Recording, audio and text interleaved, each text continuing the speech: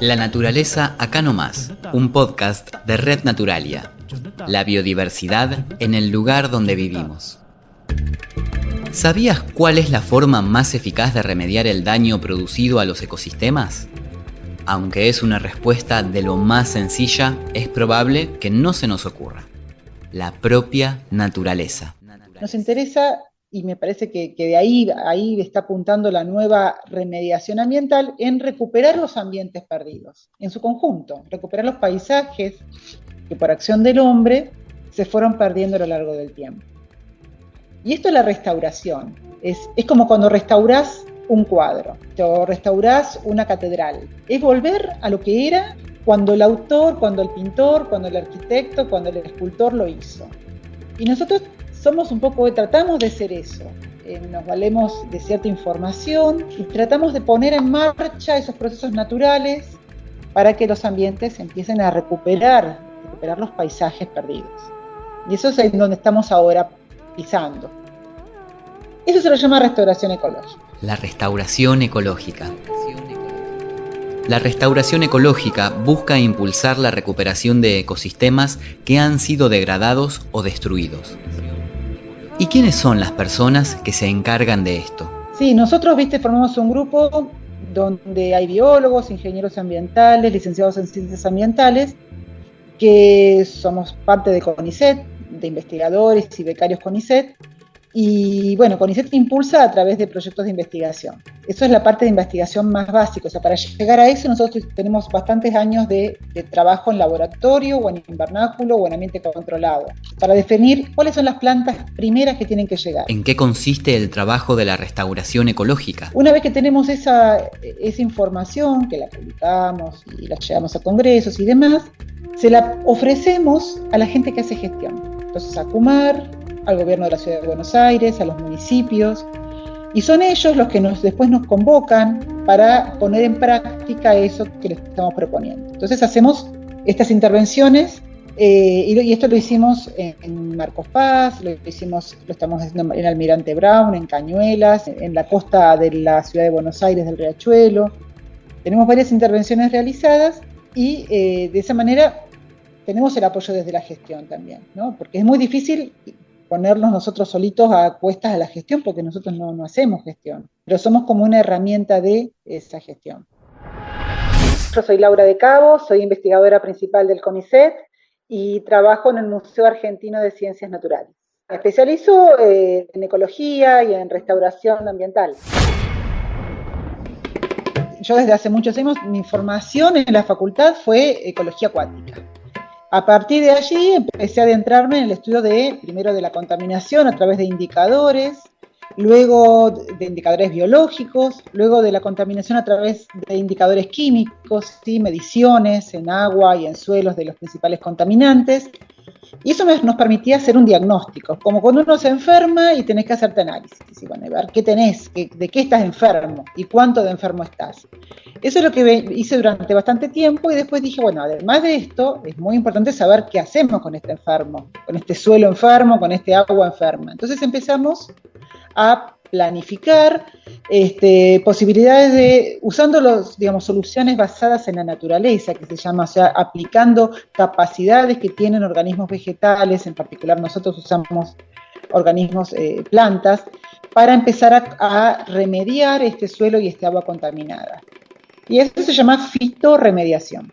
O sea, utilizar las capacidades naturales de ciertas especies para que acumulen metales, en particular nosotros trabajamos con la contaminación por metales pesados, acumulen metales en sus raíces. De esa manera remediar, estabilizar los metales de los cursos de agua, presentes en los cursos de agua y también en los sedimentos, y que queden poco disponibles para el resto de los organismos que por ahí son mucho más sensibles. Entonces, bueno, de esa manera los teníamos guardados ahí.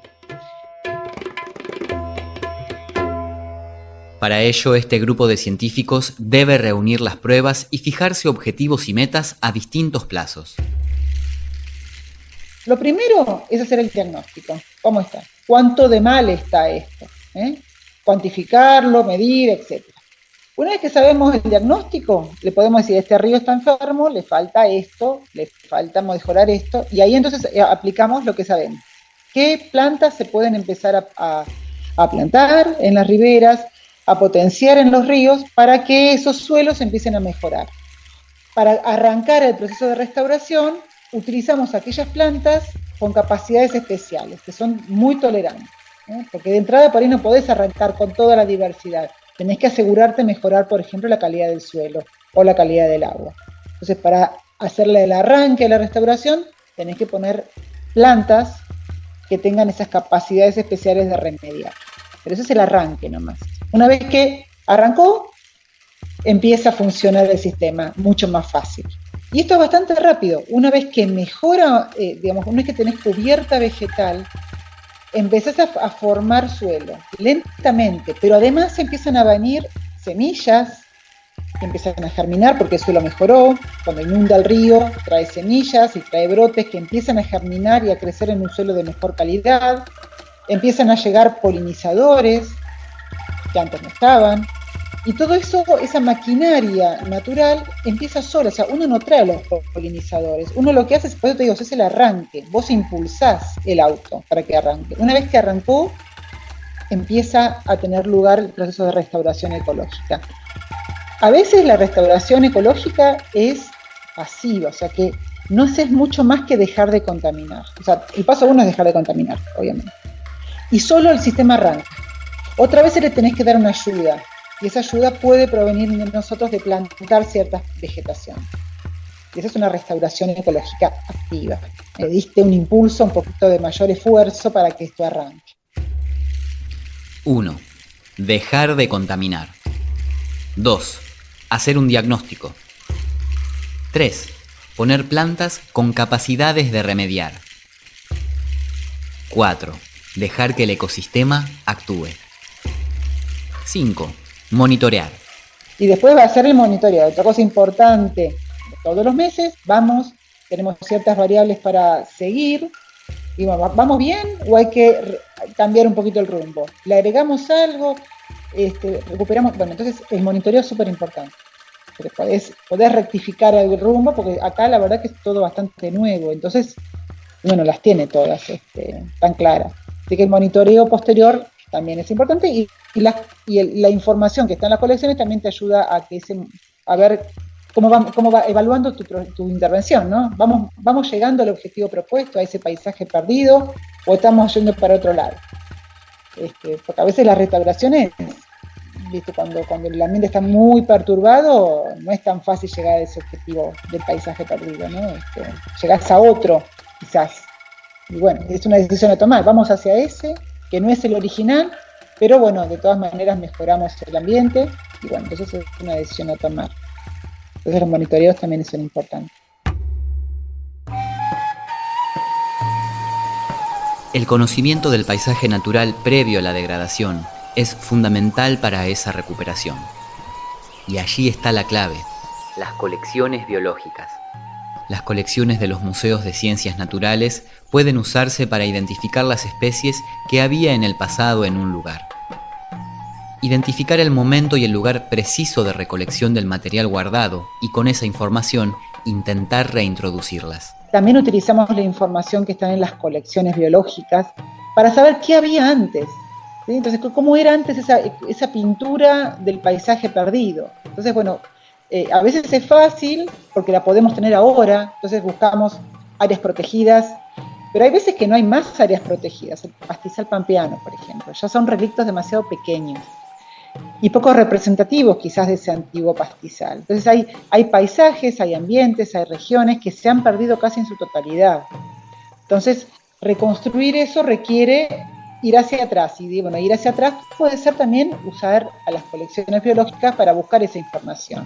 Cuando no disponés de otra cosa, cuando no disponés de publicaciones o de fotografías. Sin embargo, ¿todos los ambientes son recuperables? En algunos casos sí. Conozco pocos casos que una vez que el humedal se secó y se construyó encima, se pueda volver. Hay un caso, mira, que en un country de Entre Ríos, no me acuerdo exactamente dónde, que se logró ir hacia atrás.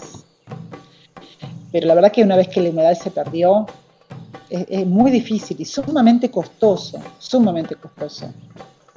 Y inclusive en otros países los ríos que han sido canalizados y han sido rectificados, se vuelve a la fisonomía anterior y se recuperan meandros, curvas, pero sí, todo se puede hacer cuando hay plata, ¿no? Se puede hacer, sí se puede recuperar, pero realmente son números que no sé qué gobierno lo puede encarar, ¿no? Tanto se habla de los humedales y una ley que los proteja. ¿Por qué son tan importantes? La definición de humedales son ambientes que conservan la humedad durante un tiempo largo del año. Son reservorios de agua y ese reservorio de agua te va a permitir que fauna asociada pueda alimentarse, resguardarse, reproducirse. Tienen la función de amortiguar inundaciones y está recontra demostrado de que la presencia de humedales en las áreas ribereñas amortigua las inundaciones. Es al revés. Si vos le mandás el agua por un caño, el agua va a producir inundaciones terribles y de golpe donde no hay ni siquiera tiempo que la gente pueden prevenir eso, ¿no? Entonces, al haber humedales, amortiguás esas inundaciones, las llegadas de las inundaciones no van a ser tan violentas. Guardás agua, que es un recurso súper importante. Ya Meguino decía hace tantos años, y él decía, no podemos seguir canalizando los ríos en la provincia de Buenos Aires y mandarlos al estuario. Es una locura. Aprovechemos ese agua dulce. Entonces, bueno, eso todo requiere concientizar y demás, pero bueno, de ahí toda la importancia de los humedales, ¿no? Pasa que, bueno, son áreas que durante mucho tiempo se pensó áreas no aprovechables, entonces los secamos, los construimos, le cultivamos soja encima.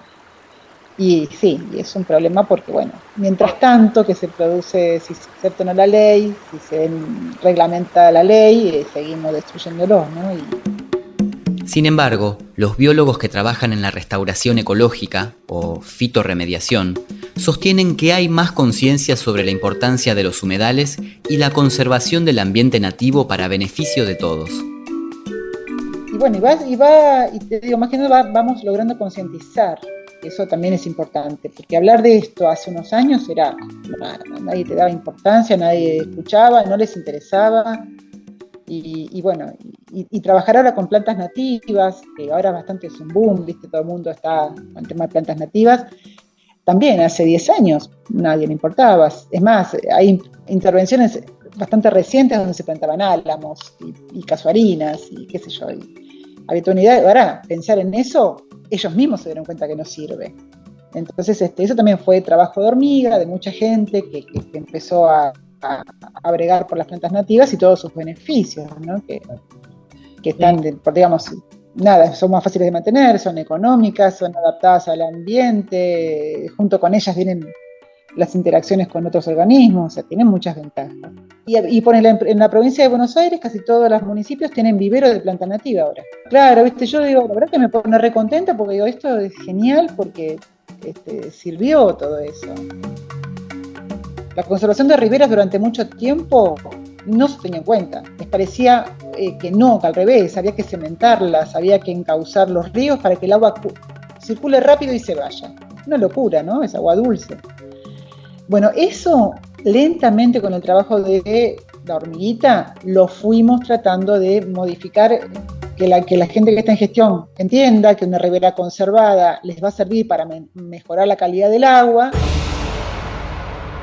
En esta historia, los científicos que trabajan en restauración ecológica son los detectives.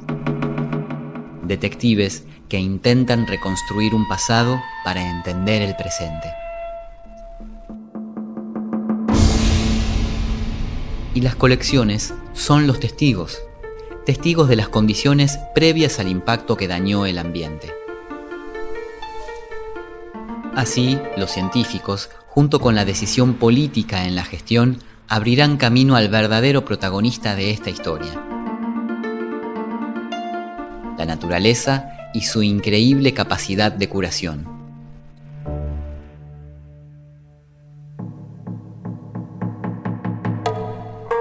La naturaleza acá nomás, un podcast de Red Naturalia.